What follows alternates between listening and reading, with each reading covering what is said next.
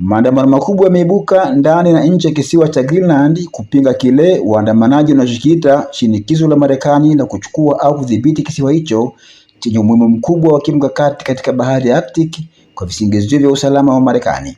Waandamanaji wanasema mustakabali wa Greenland unapaswa kuamuliwa na wananchi wake wenyewe kupitia mifumo ya kidemokrasia bila shinikizo kutoka kwa mataifa yenye nguvu za kijeshi au kiuchumi.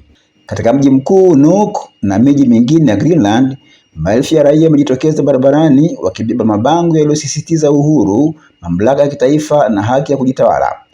Kauli mbiu kama Greenland si mali ya kuuzwa na hatima yetu ni uamuzi wetu zilitawala maandamano hayo, huku viongozi wa kijamii na wanasiasa wa ndani wakihutubia umma wakionya dhidi ya kile walichokiita siasa za nguvu katika eneo la Arctic.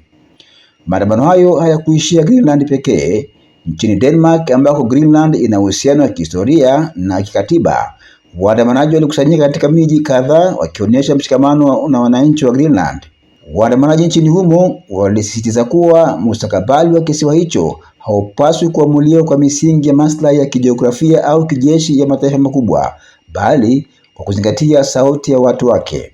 Katika nchi nyingine za Ulaya ikiwemo Ujerumani, Ufaransa na Norway, makundi ya wanaharakati na wanafunzi na mashirika ya kiraia yamefanya maandamano na mikutano ya hadhara kuunga mkono msimamo wa Greenland.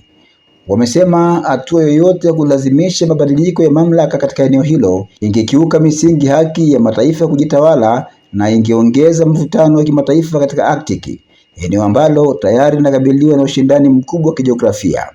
Hata nje ya Ulaya, maandamano ya mshikamano yameripotiwa katika baadhi ya miji ya Amerika Kaskazini na Asia, ambako wanaharakati wa masuala ya mazingira na haki za watu wa asili wameeleza wasiwasi wao. Wamesema Greenland si tu eneo la kimkakati bali pia ni nyumbani kwa jamii za asili ambazo maisha yao na utamaduni wao unaweza kuathiriwa vibaya na mabadiliko ya kisiasa au kijeshi. Wachambuzi wa masuala ya kimataifa wanasema kuongezeka kwa maandamano hayo kunaonyesha hofu pana kuhusu mwelekeo wa siasa za nguvu katika Arctic, hasa ikizingatiwa umuhimu wa rasilimali asilia, njia mpya za usafirishaji baharini na maslahi ya kijeshi katika eneo hilo. Wanaonya kuwa bila mazungumzo ya wazi na kuheshimu haki za wenyeji, mvutano huo unaweza kuathiri uthabiti wa kikanda na mahusiano ya kimataifa.